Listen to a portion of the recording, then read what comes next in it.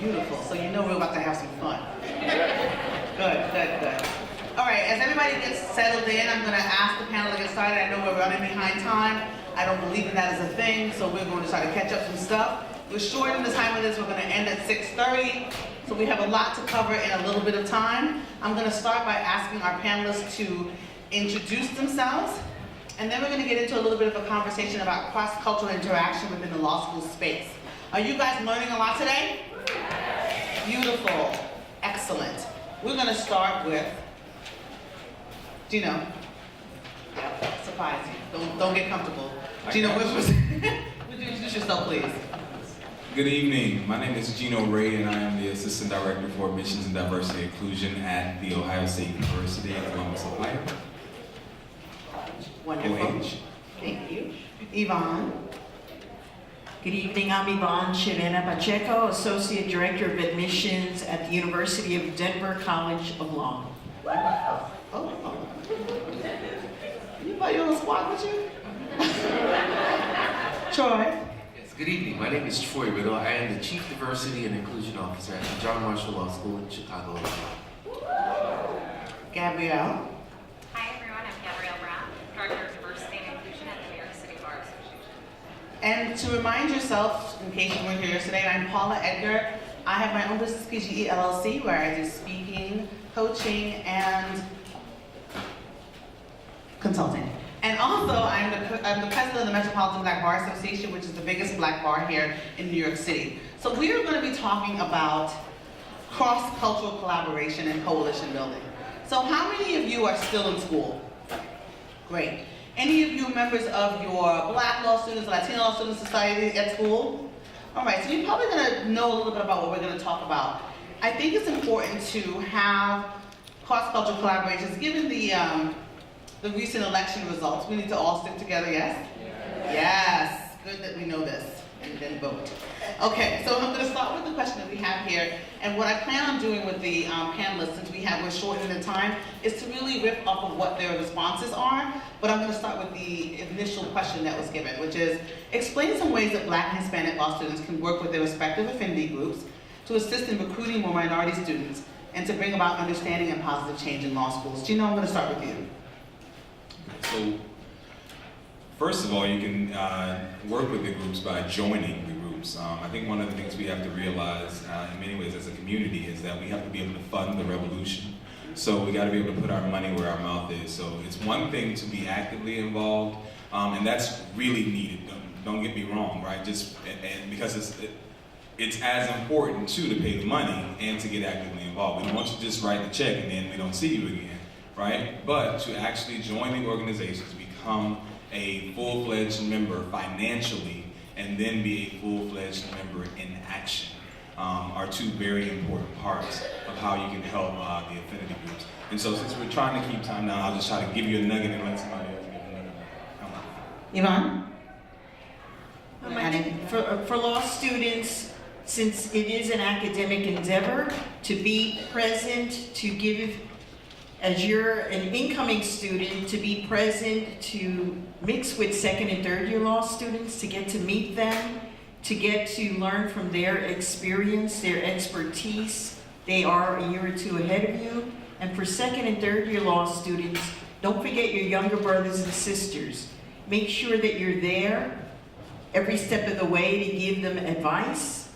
It could be advice regarding classes, give them study tips.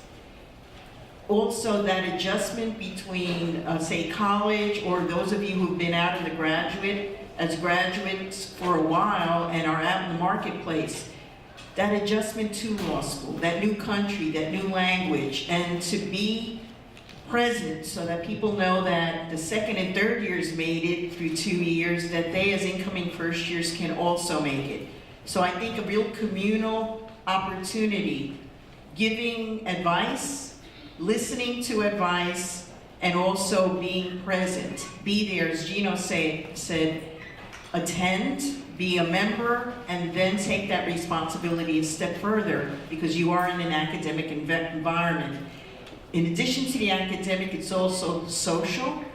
and also just being a human being, because some students come, we all come with our own stories, we all come with our own burdens, and to feel that you can trust the group that you're with, because they're going to be your family away from your family. So I think that that's going to be an important key. Perfect, beautiful answer. I think that that kind of covers it. We don't need to belabor that anymore.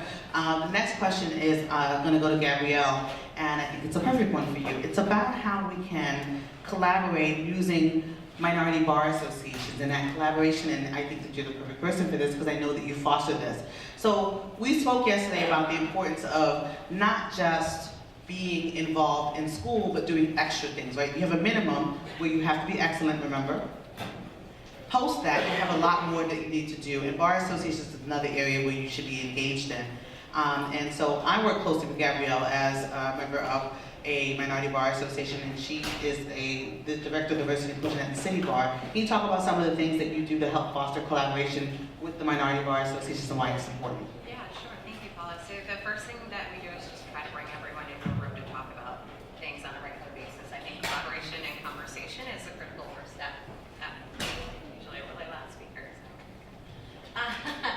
I would say getting involved in a bar association as a law student is critical because it allows you to establish yourself as an expert within your proposed practice area. So as a bar association, we have 150 committees that cover every practice area from animal rights advocacy to zoning, bankruptcy. And so if you have an interest, you can sit on a committee, get to know people within it, and then also share your knowledge through program planning or report drafting. And as a law student, you have a really valuable role in that you can be the person who's willing to roll up your sleeves and do some of the work so you can make a positive, lasting impression on people who will be your potential mentors. And then at the bar associations, just I think I see myself as a connector. And so bringing people together and saying, you know, I know you're really interested in this. That's not my area of expertise, but I know it is Paula's. Let me introduce the two of you. I think those are two critical roles that you can play as a law student.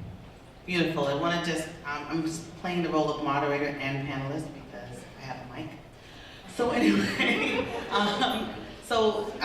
Gabrielle spoke about some of the things she does sort of technically to help foster those collaborations, but I will say that you probably underspoke on all the value you bring. Part of it is she actually brings us all together in a room as the leaders of the diverse bar associations to say, what are you all working on and how can you collaborate on things that you're doing? Because what happens a lot is that you have people who are working on the exact same things and are not talking to each other about the things they could be doing. And why do we need to recreate the wheel? As a lawyer, you will see that templates are your friend. You don't need to create this again. You can use a template, you can do it better, you can figure these things out rather than having to recreate things. So the magic of understanding cross-cultural collaboration is that sometimes it's that you're working on the exact same things. You need to vote as a Latino, you need to vote as a Black person, you need to vote as an Asian person. We all need to vote. Really underscored by what happened on Tuesday. Can we just take a moment? Great. All right, so Troy, I want to go to you and talk to you about some of the challenges that occur when working across cultures. So Troy is the Chief Diversity Officer and has had a vast experience working with the students within the law school space. Can you talk about some of the challenges that occur when there's collaboration trying to happen within the law school space? Okay, so first, if I may, I would just like to add to the very first question. Two things. One, join the organization of your choice or pay dues to more than one so that you are a part of Balsa and Elsa or Melsa or Salsa, whatever. That's one way to actually... Do you know what those are? So Salsa, South Asian Law Students Association, Melsa, Middle Eastern Law Students Association, ELSA or LASA, Latino American Law Students Association, and BALSA is Black Law Students Association. And there are others, APALSA, Asian Pacific American Law Students Association. So join an ELSA, and that way there's some sharing, right? There's some cultural sharing, there's some awareness that takes place there.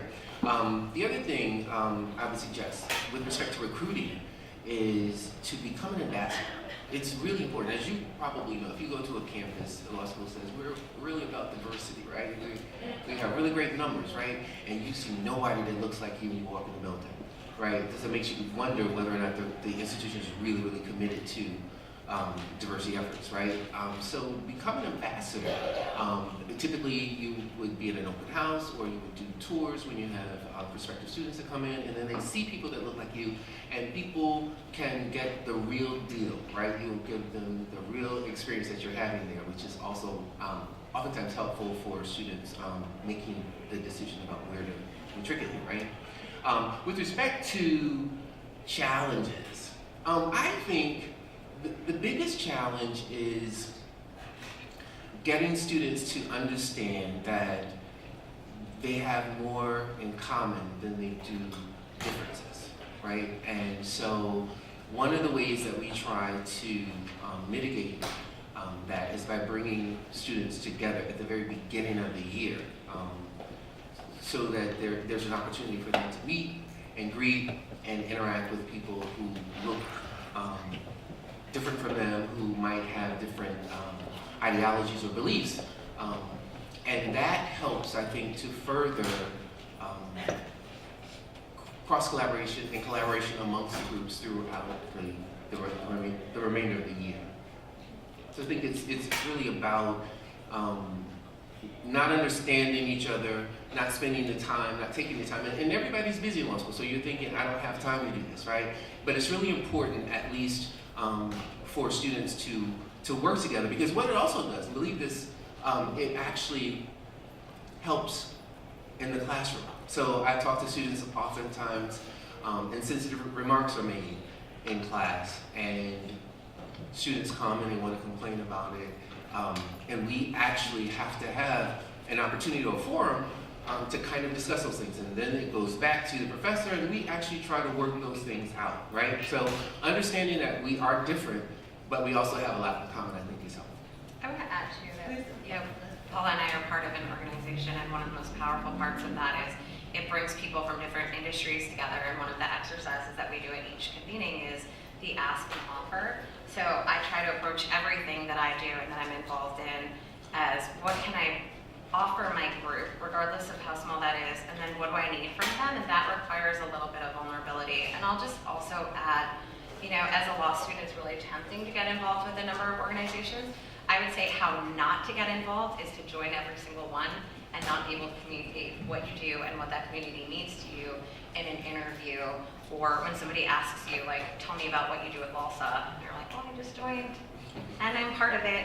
Be able to only engage in things that you can really commit to and be able to communicate your value add. One of the things that, I went to CUNY Law, I was in the first class of CUNY Law. Whoop, whoop, whoop.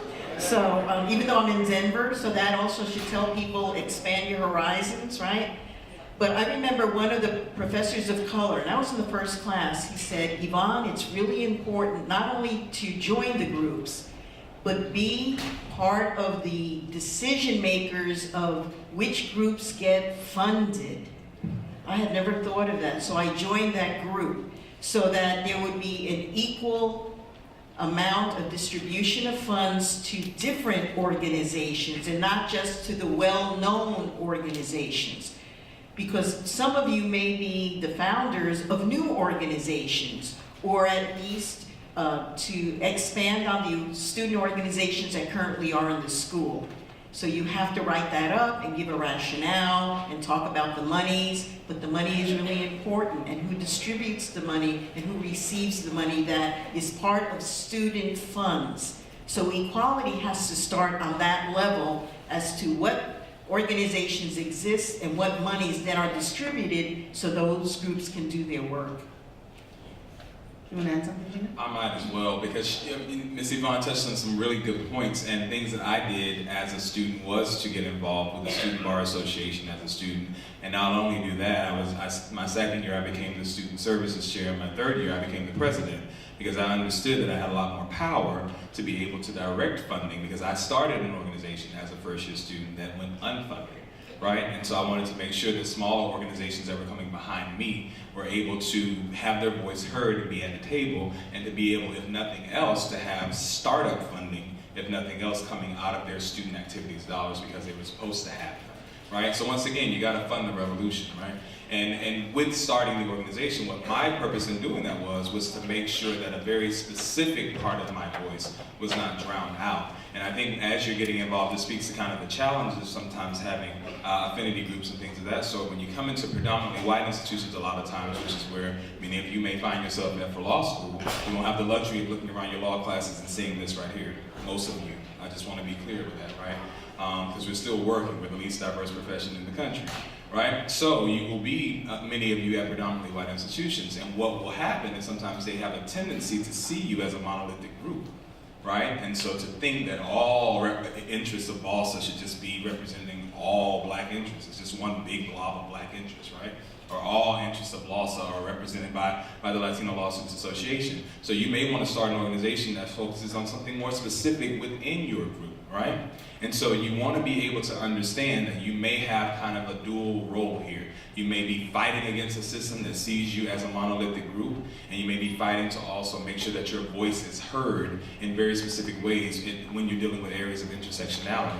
You know what I'm saying? You may be a black woman, but you may also be a black woman who happens to be from the Caribbean, who happens to be first generation from a family that immigrated here from another country. You may have layers to who you are, and you may have to do some teaching to the institutional level to show them that you're more than just a black woman who showed up because my hair looks like her hair, my skin looks like her skin. We're all the same person, right? So those may be some of the challenges, and sometimes that work does get weird. It makes you tired, because sometimes we feel like I shouldn't have to teach these people who I am, right? But sometimes there is a responsibility of teaching and broadening the dialogue and shifting the paradigm about who we are and how they receive us and perceive us. That was like a wonderful spot.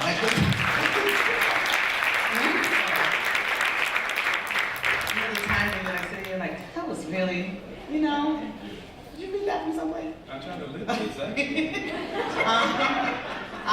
So I'm going to go a little off topic because I want to talk about something that I see happening often, which is because the students who are here now, they're not law students yet. So some of this may be a little bit removed. They're like, I'm not even in school yet. You're talking about best practices on what to do when I'm in a group. But I see as an issue students who decide that they identify with the group, but they don't want to be a part of the group that affiliates at the school.